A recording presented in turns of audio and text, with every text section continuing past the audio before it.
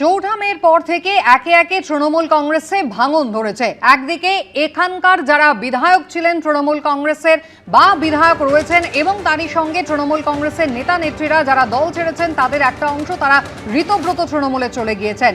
একেবারে সাংসদ যারা রয়েছেন তৃণমূল কংগ্রেসের 28 জনের মধ্যে 20 জন তারা চলে গিয়েছেন এনসিপিআই এর সঙ্গে জোট বেঁধেছেন। সোমবার বাদল অধিবেশন রয়েছে সংসদে এবং তাদেরকে সেই নতুন এনসিপিআই এর সাংসদ হিসেবেই কিন্তু তারা আত্মপ্রকাশ করতে চলেছেন এমনটাই জানা গিয়েছে। আর অন্যদিকে গতকাল কোয়েল মল্লিক দীর্ঘ জল্পনার পরে তিনিও কিন্তু তৃণমূল কংগ্রেসের রাজ্যসভার সাংসদ পদ থেকে ইস্তফা দিলেন। দেওয়ার পরে কিন্তু বিজেপি নেতা ভূপেন্দ্র যাদবের বাড়িতে তাকে সৌজন্য সাক্ষাৎ করতে দেখা গেল।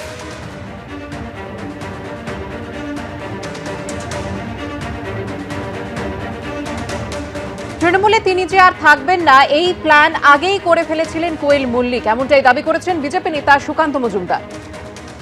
কোয়েল মল্লিক আগে থেকেই প্ল্যান করেছিলেন যে তৃণমূলে তিনি থাকবেন না, আগামী দিনে তিনি আবার রাজ্যসভায় পৌঁছবেন, যেরকম বাকি তিনজন সাংসদের সাথে হয়েছে। বিজেপির শক্তি রাজ্যসভাতে আরো বাড়ছে।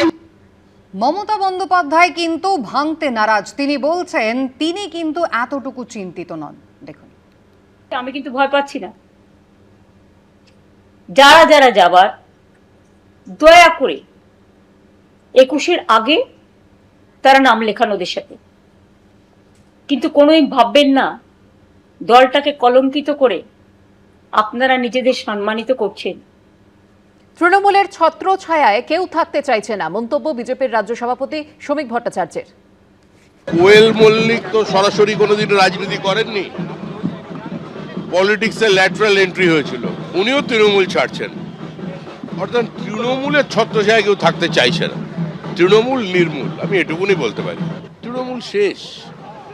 আর যারা মানে তৃণমূলের জামার বদলে অন্যরকম জামা পরছেন তাদেরও মানুষ আবার অন্যভাবে দেখছে। কেউই খুব একটা ভালোভাবে নিচ্ছে না, প্রত্যেকেরই তো অতীত জানা।